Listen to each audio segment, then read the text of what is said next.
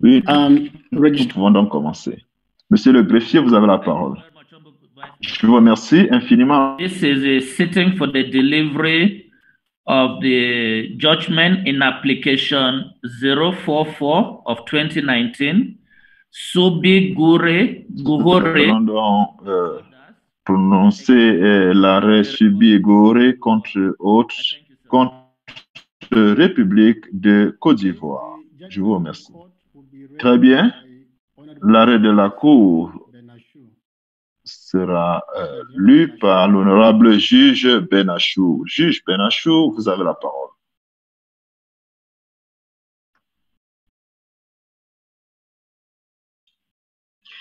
Merci, Monsieur le Président.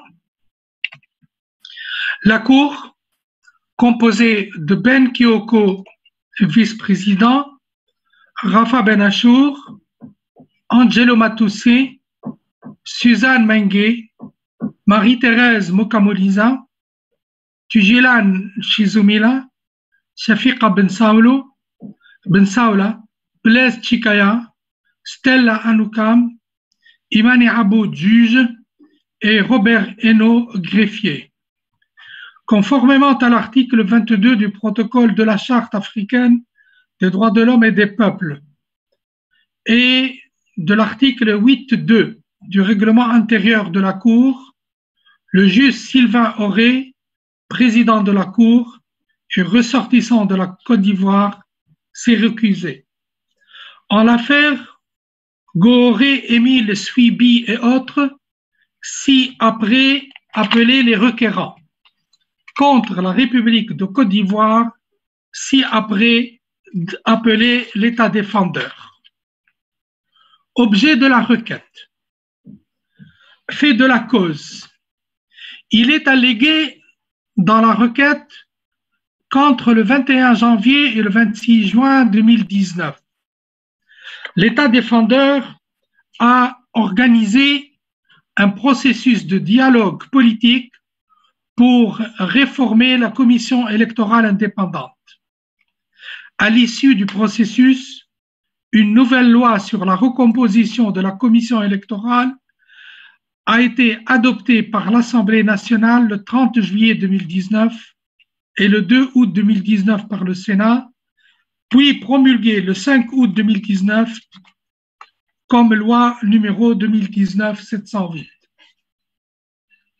Il ressort du dossier que le 4 mars 2020, l'État défendeur a adopté l'ordonnance 2020-306, modifiant la loi 2019-708 du 5 août 2019, portant recomposition de la commission électorale indépendante, en donnant aux partis de l'opposition et aux groupes politiques la possibilité de proposer une personnalité supplémentaire à l'organe électoral, tant au niveau de la commission électorale centrale que des commissions électorales locales. En outre, la requête en l'espèce s'appuie notamment sur l'arrêt rendu par la Cour de Séan le 18 novembre 2016 dans l'affaire Action pour la protection des droits de l'homme contre Côte d'Ivoire, fond concernant la composition de la commission électorale de l'État défendeur et sur l'arrêt de la Cour de Séan en date du 28 septembre 2017 relatif à l'interprétation de cet arrêt. Dans son arrêt APDH contre Côte d'Ivoire, fond, la Cour avait conclu que l'État défendeur a violé son obligation de créer un organe électoral indépendant et impartial, qu'il a également, par voie de conséquence, violé son obligation de protéger le droit des citoyens de participer librement à la direction des affaires politiques publiques de leur pays. En outre, la Cour a conclu que l'État défendeur a violé l'obligation de protéger le droit à une égale protection de la loi. En conséquence, la Cour a ordonné à l'État défendeur de modifier la loi 2014-335 du 18 juin 2014 sur la commission électorale indépendante pour la rendre conforme aux instruments pertinents des droits de l'homme auxquels il est parti. Dans son arrêt APDH contre Côte d'Ivoire, interprétation, la Cour a déclaré irrecevable la requête en interprétation de l'arrêt susmentionné au motif qu'elle n'avait de rapport avec aucun des points du dispositif de l'arrêt. Violation alléguée. Dans la présente affaire, les requérants allèguent que l'État défendeur a violé son obligation de créer un organe électoral indépendant et impartial tel que prévu par l'article 17 de la Charte africaine sur la démocratie, les élections et la gouvernance et l'article 3 du protocole de la CEDEAO sur la démocratie et la bonne gouvernance, additionnel au protocole relatif aux mécanismes de prévention, de gestion et de règlement des conflits, de maintien de la paix et de sécurité. 2. Son obligation de protéger le droit des citoyens de participer librement à la direction des affaires publiques de leur pays, garantie par l'article 13.1 et 2 de la Charte. 3. Son obligation de protéger le droit à une égale protection de la loi, garantie par l'article 10.3 de la Charte africaine et l'article 3.2 de la Charte et l'article 26 du Pacte international relatif aux droits civils et politiques. 4. Son engagement de se conformer aux décisions rendues par la Cour dans un litige où il est en cause et en assurer l'exécution dans le délai fixé par la Cour, garanti par l'article 30 du protocole. Mesures demandées par les parties. Les requérants prient la Cour. 2. Premièrement, constater que les instruments des droits de l'homme mentionnés au paragraphe 12 ont été violés. 2. Ordonner à l'État défendeur de modifier avant toute élection la loi 2019-708 du 5 août 2019 portant recomposition de la CEI. 3. Impartir à l'État défendeur un délai pour exécuter l'ordonnance ci-dessus et faire rapport à la Cour de son exécution. De son côté, l'État défendeur prie la Cour de, premièrement, déclarer qu'elle n'est pas compétente, 2. Déclarer la requête irrecevable et 3. Déclarer la requête non fondée et en conséquence la rejeter. Sur la compétence de la Cour. Exception d'incompétence matérielle de la Cour soulevée par l'État défendeur. L'État défendeur estime que la requête n'est pas basée principalement que sur des allégations de violation de l'article 30 du protocole, ce qui signifie que les requérants demandent à la Cour de surveiller l'exécution de ces arrêts malgré l'absence de dispositions dans la charte et dans le protocole conférant à la Cour une telle compétence. Les requérants refutent l'argument de l'État défendeur relatif à la compétence de la Cour pour interpréter et appliquer l'article 30 du protocole. La Cour observe que sa compétence matérielle n'est pas contestée en ce qui concerne les violations alléguées de la charte africaine pour les élections et la gouvernance, pour la démocratie, les élections et la gouvernance, du protocole de la CEDEAO sur la démocratie et du pacte international sur les droits civils et politiques. Tous des instruments auxquels l'État défendeur est partie. Plus précisément, l'État défendeur est devenu partie à la charte le 31 mars 1992, à la charte africaine sur la démocratie le 28 novembre 2013, au protocole de la CEDEAO le 31 juillet 2013 et au pacte international sur les droits civils et politiques le 26 mars 1992. Toutefois, l'État défendeur conteste la compétence de la Cour pour connaître de l'espèce, car elle n'aurait pas compétence pour veiller à l'exécution de ces arrêts. La Cour fait observer que l'article 30 du protocole impose explicitement aux États l'obligation de se conformer à ces arrêts. En fait, elle considère que cette obligation constitue la condition sine qua non de tout contentieux international. C'est l'existence de ce devoir qui distingue les mécanismes judiciaires internationaux des mécanismes judiciaires non autorisés à rendre des décisions contraignantes. En d'autres termes, la Cour se distingue des autres mécanismes qui n'ont pas le pouvoir de prendre des décisions contraignantes en portant une obligation explicite de se conformer à leurs décisions.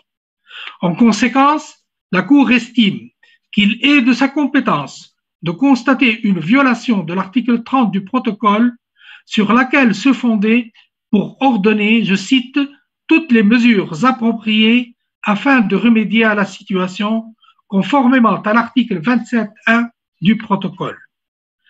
Après une lecture conjointe des articles 3, 27.1 et 30 du protocole, la Cour estime qu'elle a la compétence matérielle pour établir dans une affaire ou un différend qui lui est soumis si oui ou non un État s'est conformé à sa décision dans le délai fixé par la Cour et si nécessaire, ordonner des mesures appropriées afin de remédier à la situation.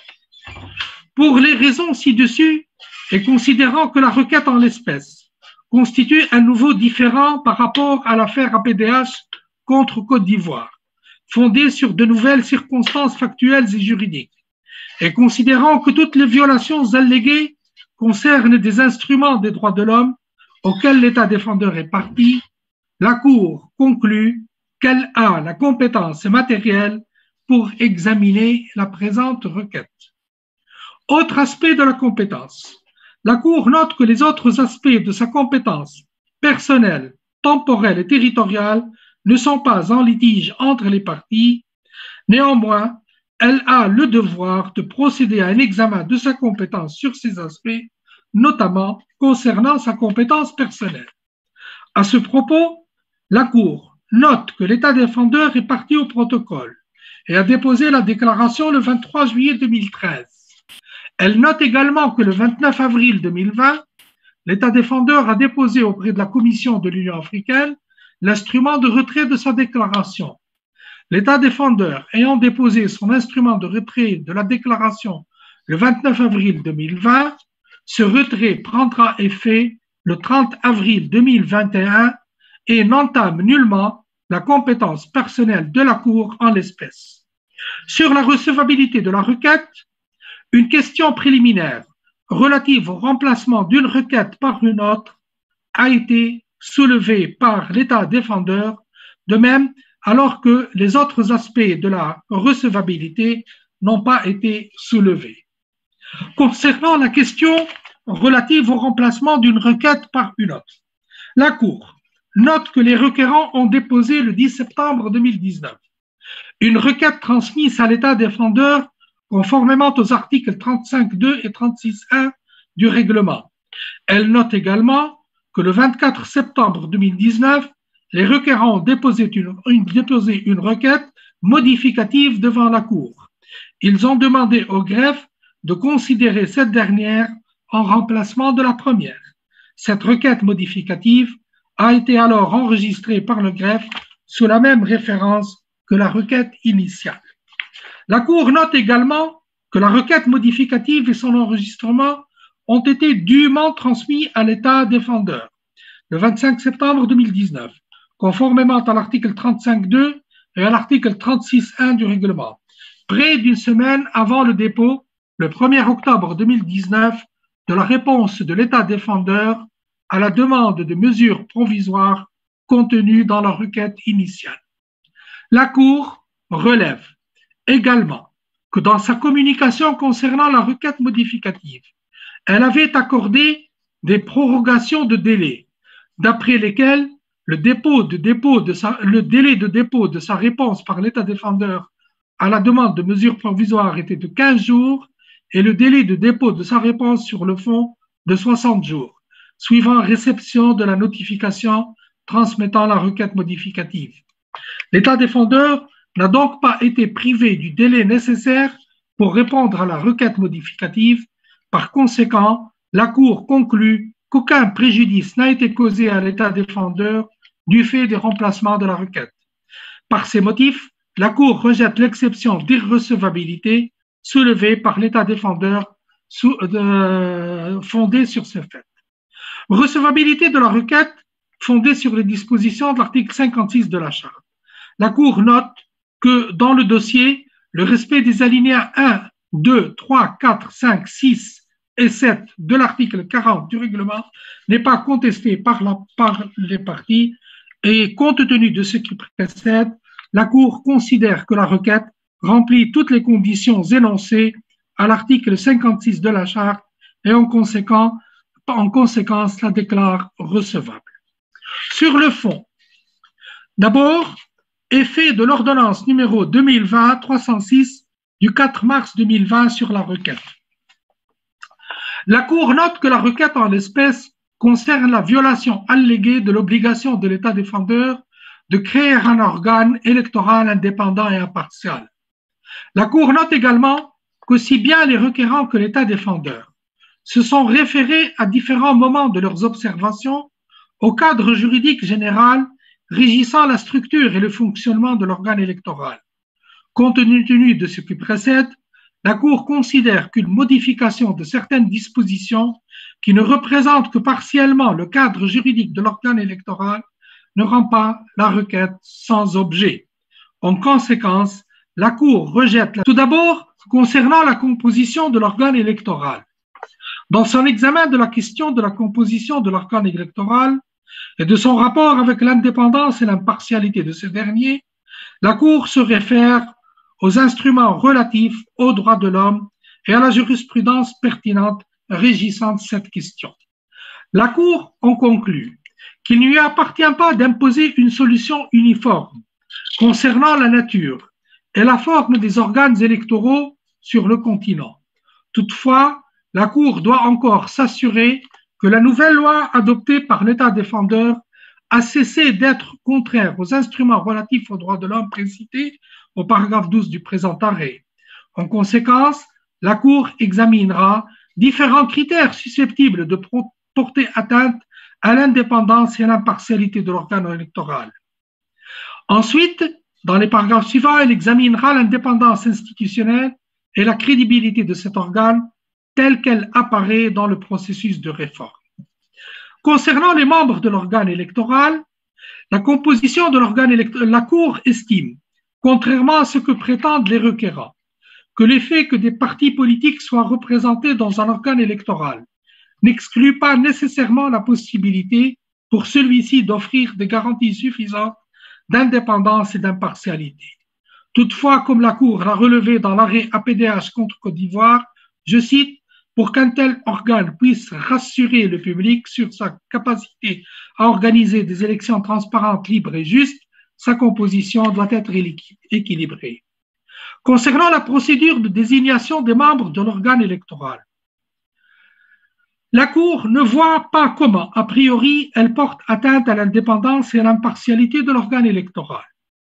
Elle considère, s'inspirant du processus électoral qui régit les élections des représentants des OSC au niveau national pour la composition du Conseil économique, social et culturel, organe relevant de l'Union africaine, que la meilleure pratique consiste en ce que le processus de nomination des représentants des OSC et des partis d'opposition dans l'organe électoral soit piloté par ces entités sur la base de critères prédéterminés et jouissant du pouvoir de s'organiser et de se consulter, de tenir des élections si nécessaire et de soumettre les nominations requises.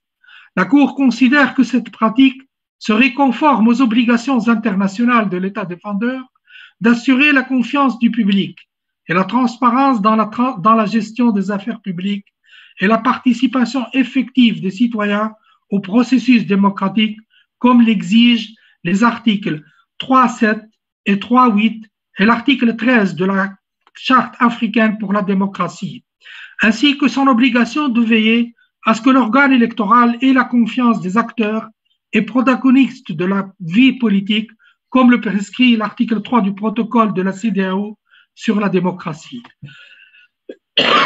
En ce qui concerne l'équilibre au sein de l'organe électoral, la Cour estime que la composition de l'organe électoral au niveau central ne révèle pas un déséquilibre manifeste. En ce qui concerne l'équilibre dans la composition de l'électorat au niveau locaux, elle estime raisonnable d'organiser au niveau locaux de nouvelles élections des bureaux sur la base de la nouvelle composition de l'organe électoral. Maintenant, concernant l'indépendance institutionnelle de l'organe électoral, les requérants estiment que l'organe électoral ne jouit pas d'une indépendance institutionnelle. L'État défendeur note que la Cour s'est déjà prononcé sur l'indépendance institutionnelle de cet organe et conclut que le critère de l'indépendance institutionnelle était rempli. Sur l'autonomie administrative des organes électoraux, la Cour constate qu'en matière de prise de décision dans le domaine électoral, il existe différentes manières de répartir les responsabilités entre un organe électoral et d'autres institutions de l'État. Elle estime que la nécessité de l'autonomie administrative des organes électoraux n'est pas nécessairement compromise par une loi qui dispose qu'ils peuvent faire au pouvoir exécutif des propositions sur la base desquelles ce dernier prend ensuite des décisions. De même, la Cour note que le critère d'autonomie financière n'est pas une exigence absolue, compte tenu du pouvoir discrétionnaire exercé par le Parlement dans l'adoption du projet de loi régissant les finances de l'organe électoral et de la participation de l'organe électoral par l'intermédiaire de son bureau à l'élaboration de son propre budget. La Cour estime que l'autonomie financière est suffisamment assurée. La Cour rejette en conséquence l'argument des requérants quant à la prétendue absence d'indépendance institutionnelle de l'organe électoral de l'État défendeur. Enfin, crédibilité et indépendance de l'impartialité de l'organe électoral. La Cour estime que les requérants n'ont pas établi que l'organe électoral créé par l'État défendeur est composé de membres qui ne sont ni indépendants ni impartiaux, nettement déséquilibrés en faveur du parti au pouvoir, caractérisé par une trop grande dépendance institutionnelle du fait des niveaux inappropriés d'autonomie administrative ou financière et n'inspirant manifestement pas confiance aux acteurs politiques.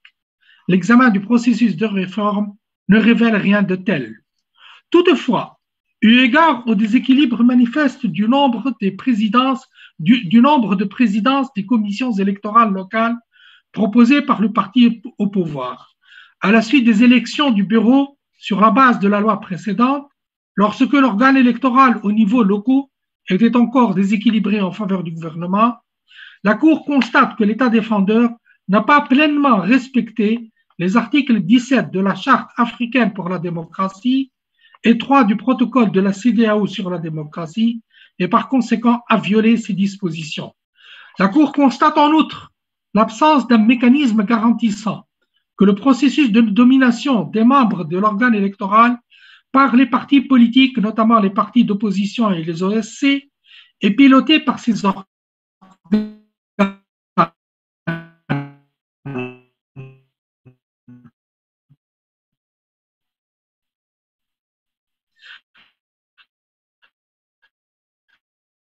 En conséquence, pour confiance du public, participation effective des citoyens dans les processus démocratiques tels que prescrits par les articles 3, 7, 3, 8 et 13 de la Charte africaine pour la démocratie, mais aussi son obligation de veiller à ce que l'organe jouisse de la confiance des acteurs et protagonistes de la vie politique, comme le prescrit l'article 3 de la CEDEAO sur la démocratie. La Cour en conclut que l'État défendeur a violé ces dispositions. Violation alléguée du droit des citoyens à participer librement à la direction des affaires publiques et leur droit à une protection de la loi.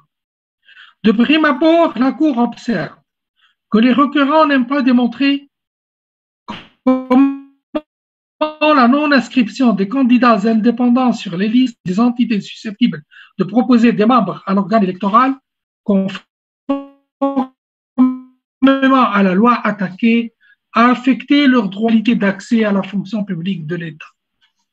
La Cour note en outre la difficulté d'identifier et de sélectionner des représentants de candidats indépendants avant l'établissement des listes définitives de candidats aux élections. Pour ces raisons, la Cour ne constate aucune violation en ce qui concerne le droit de participer librement à la direction des affaires publiques, ni en ce qui concerne la question de l'égalité d'accès à la fonction publique du pays, conformément à l'article 13.1 de la Charte. En ce qui concerne la deuxième question relative à l'avantage injuste allégué au profit des candidats aux élections du parti au pouvoir, la Cour estime que l'argument des requérants sur la discrimination à l'égard des candidats indépendants repose sur l'hypothèse d'un déséquilibre dans la composition de l'organe électoral. La discrimination alléguée contre les candidats non issus des partis au pouvoir serait alors le résultat de la composition déséquilibrée. Toutefois, la Cour note qu'elle a déjà établi que les requérants n'ont pas démontré que la composition de l'organe électoral était déséquilibrée. La Cour note également que les requérants n'ont pas précisé le type d'avantages dont bénéficieraient les candidats aux élections issus du parti au pouvoir et qui seraient prétendument refusés aux autres candidats, en particulier aux candidats indépendants. Aussi, la Cour considère que les requérants n'ont pas fait la preuve d'un avantage déloyal dont bénéficieraient certains candidats et dès lors constate qu'il n'y a pas violation au détriment des candidats indépendants ou de tout autre candidat du droit à une égale protection de la loi. Violation alléguée de l'obligation d'exécuter les arrêts de la Cour. La Cour rappelle que dans son arrêt APDH contre Côte d'Ivoire Fonds, elle a ordonné l'État défendeur de, je cite, modifier la loi de 1435 du 18 juin 2014 relative à la Commission électorale indépendante pour la rendre conforme aux instruments mentionnés auxquels l'État est partie. Lui soumettre un rapport sur l'exécution de la présente décision dans un délai raisonnable qui, dans tous les cas, ne doit pas excéder une année à partir de la date du prononcé du présent.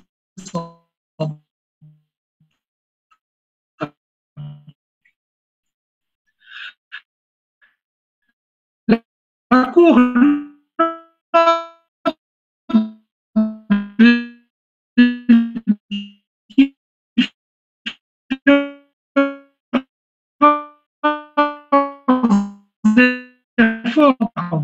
pour se conformer à son arrêt du 18 novembre 2016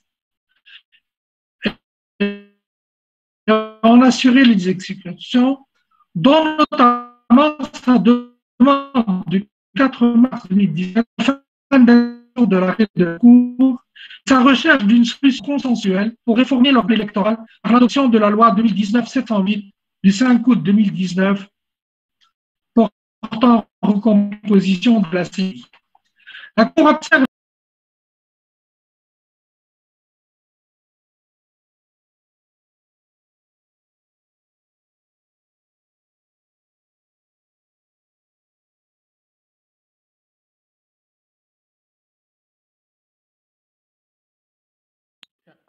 it seems that the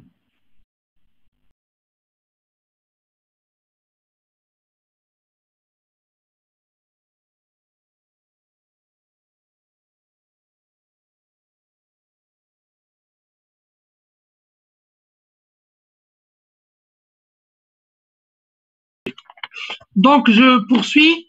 La Cour observe également qu'elle a déjà constaté que les requérants n'ont pas démontré que la loi contestée crée un organe électoral composé de membres qui ne sont pas indépendants et impartiaux. La Cour n'a pas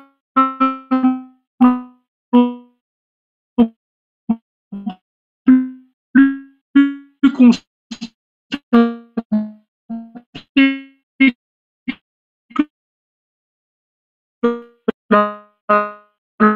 la loi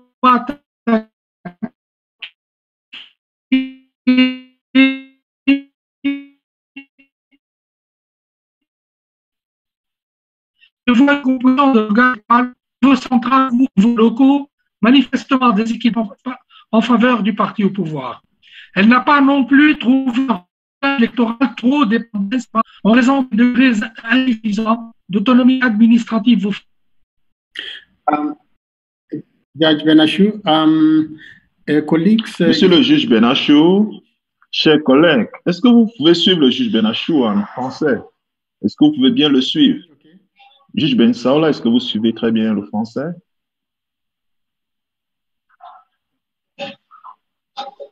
Monsieur le Président, il y a des coupures. On n'entend pas bien, il y a des coupures.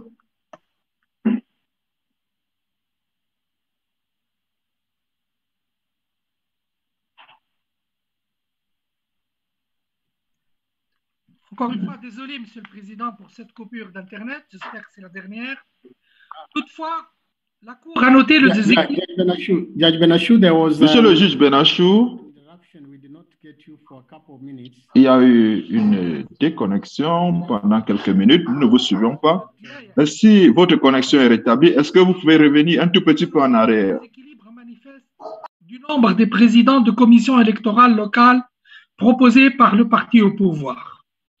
En outre, la Cour a noté l'absence d'un mécanisme garantissant que le processus de nomination des membres de l'organe électoral par les partis politiques, notamment les partis d'opposition et les OSC, soit piloté par ces entités. Cependant, la Cour note que le déséquilibre manifeste qui subsiste dans les présidences des commissions électorales locales est lié à l'application de la loi et non au contenu de la loi. La Cour note en outre que l'absence d'un mécanisme approprié pour nommer des membres de l'organe électoral issus de la société civile et des partis politiques, en particulier les partis d'opposition, ne nécessite pas nécessairement une modification de la loi contestée. Un tel mécanisme pourrait également être établi par d'autres mesures. En ce qui concerne l'obligation d'exécuter l'arrêt, dans le délai imparti, la Cour note que la procédure d'interprétation de l'arrêt antérieur de la Cour peut contribuer à expliquer le retard initial dans l'exécution du dit arrêt.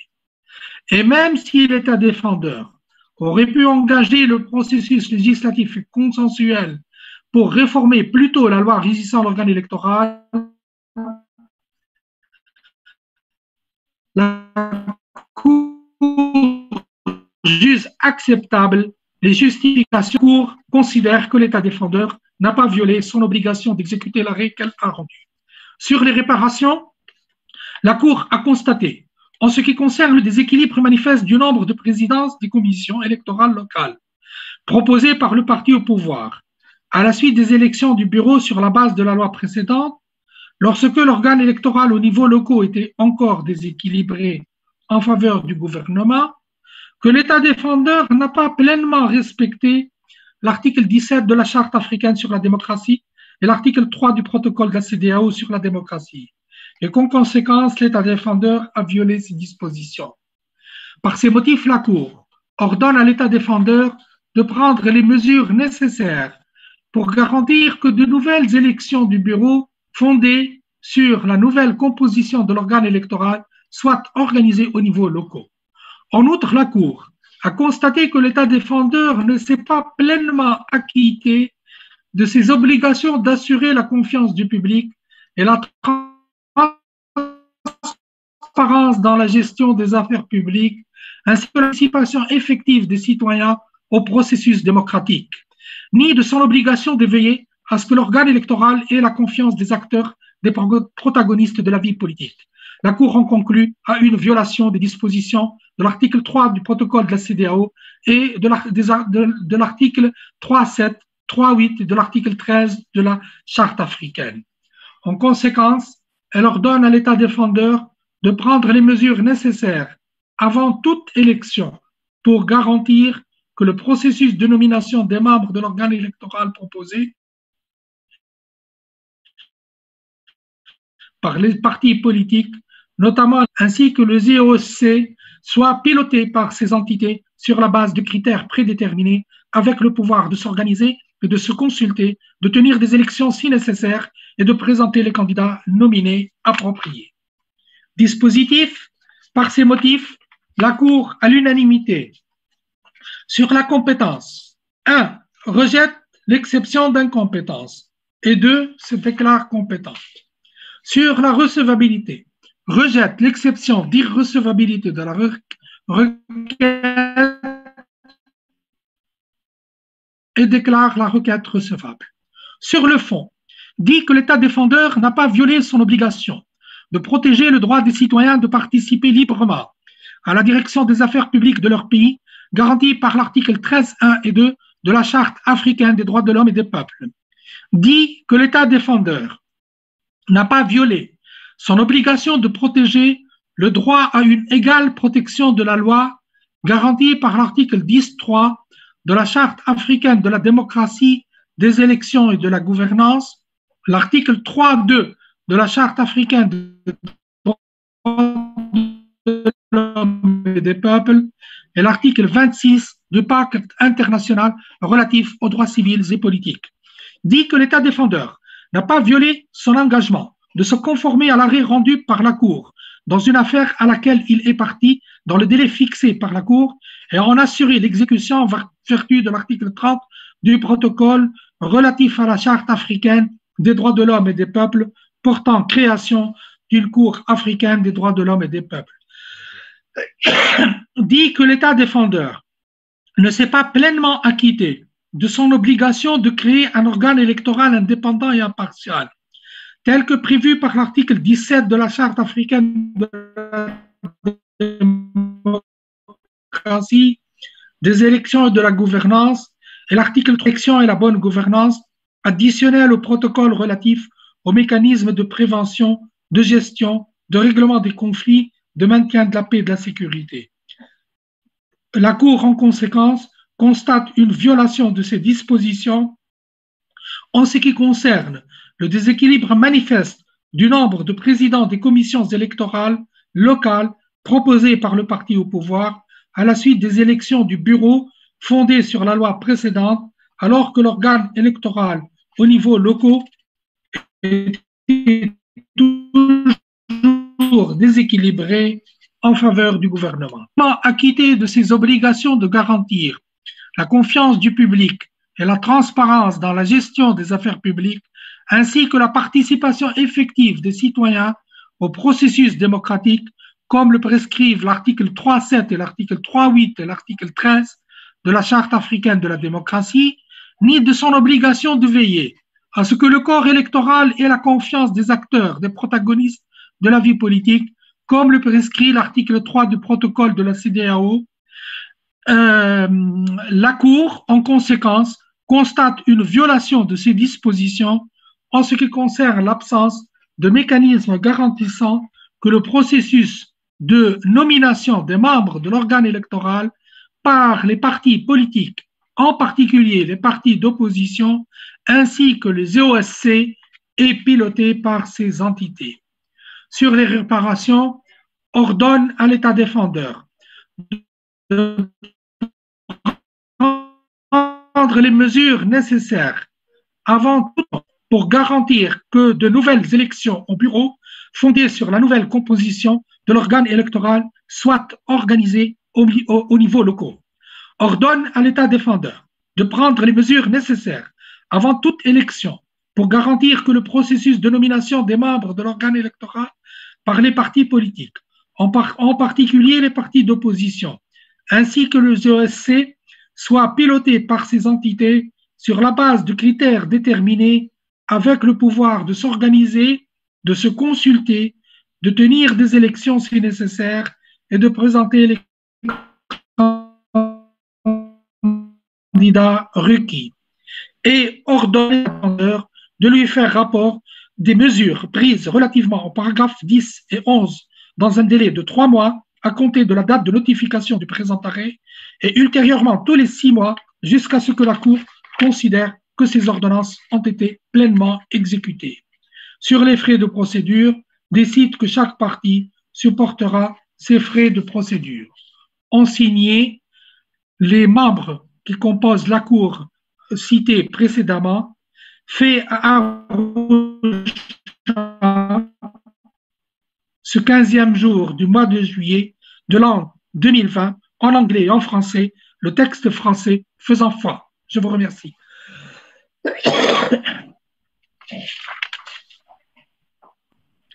Thank you, Honorable Justice Benachou. Je vous remercie, honorable juge Benachou. Telle est la décision de la Cour. Après avoir écouté cet arrêt, nous sommes parvenus à la fin des arrêts qui devraient être prononcés ce matin. Je souhaite remercier le grand public ainsi que les partis qui ont pu se joindre à nous ce matin. Et j'aimerais indiquer que le greffe va transmettre les arrêts aux partis, comme l'exigent les textes, le plus tôt possible. Et ces arrêts seront également publiés sur le site Internet de la Cour le lundi 20 juillet.